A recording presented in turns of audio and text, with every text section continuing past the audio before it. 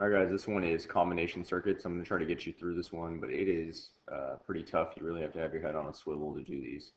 Let's go ahead and take a look at it. So right here, my circuit type is combination because I have both series, but then I also have parallel circuits.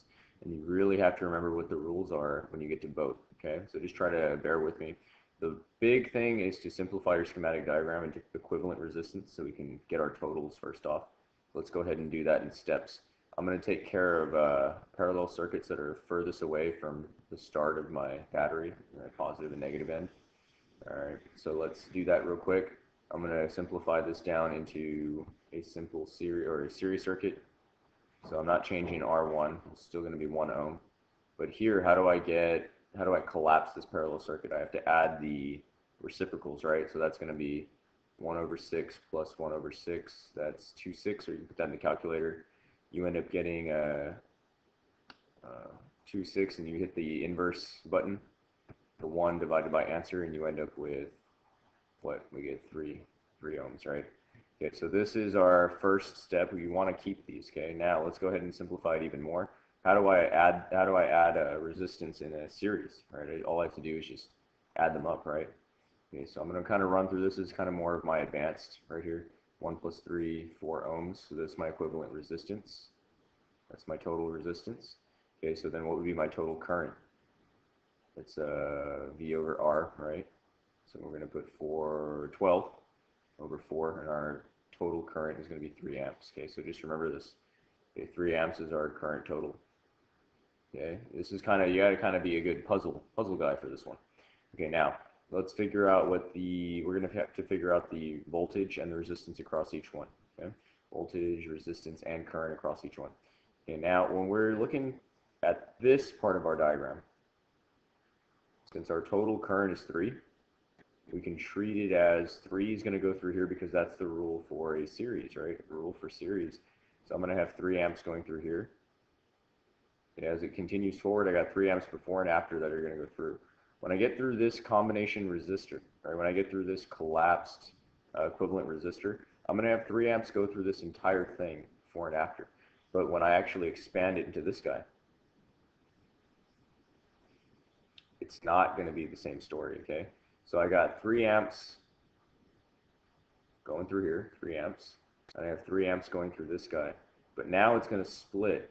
And because the resistances are the same, it'll split in half, but I'm going to show you the math anyways. Afterwards, I'm going to end up with 3 amps as well.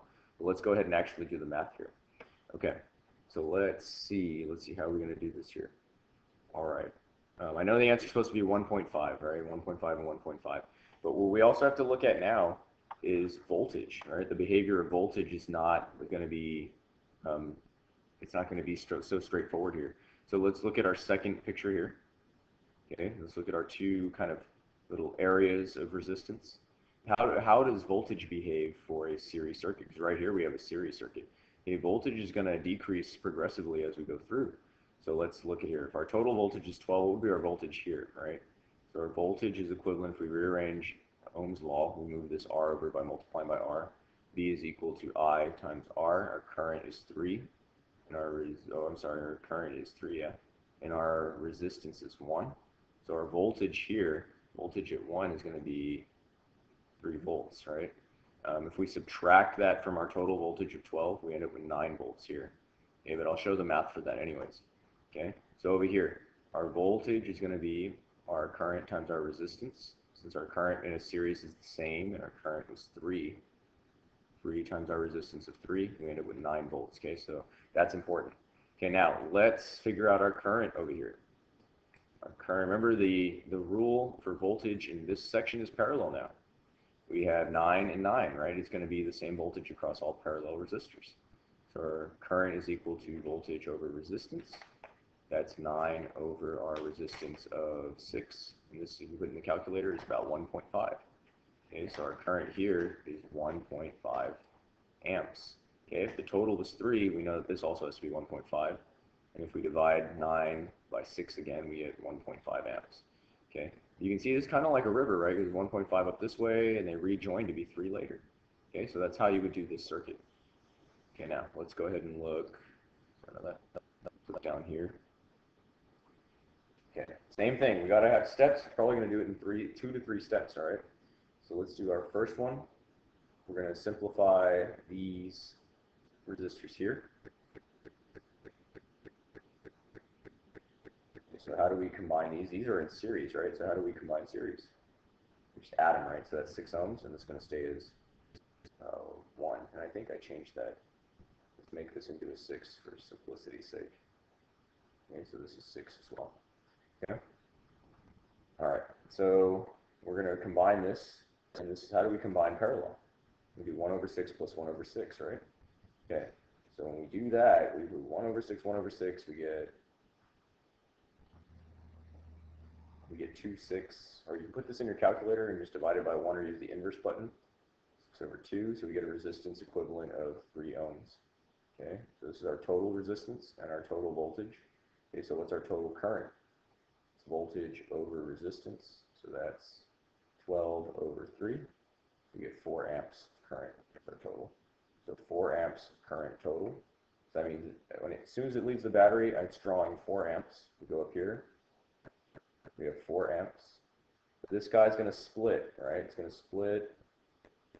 It's going to split. Okay, we don't know how much quite yet. So we're going to go over here and look at our little areas of resistance. Areas of resistance. So we had 4, 4, 4. We know it's going to split evenly because these are the same. But if they weren't, we'd have to actually do the math here. Okay, so let's see. How does voltage behave for parallel? Right? Okay, so the voltage is going to be the same across each area here. So I should have 12 volts here and 12 volts over here, right? So this is parallel. All right, so let's figure out our actual current here now.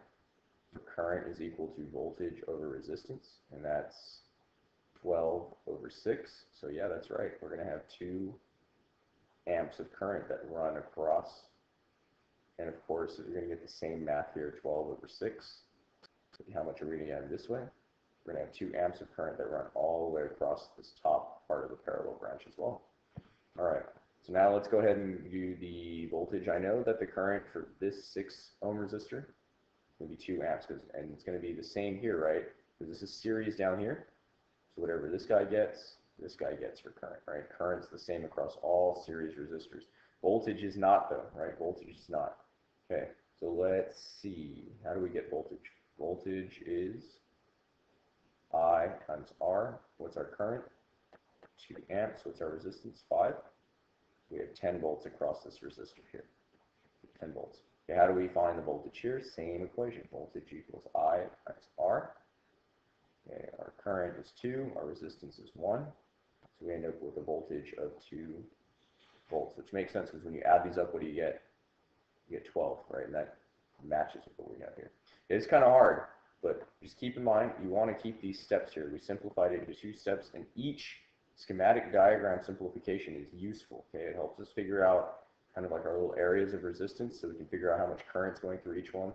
And once we do that, we have to kind of square the rules here. We have to understand what the rules are. If I'm dealing with a parallel section, but whatever voltage is kind of left over has to be applied to both.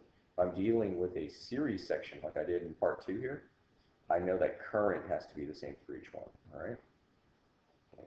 Take your time on these. These are, not for the shy of heart. These are not for the weak of heart. Okay? These are going to separate the college students from the Mickey Mouse kids. All right. Good luck.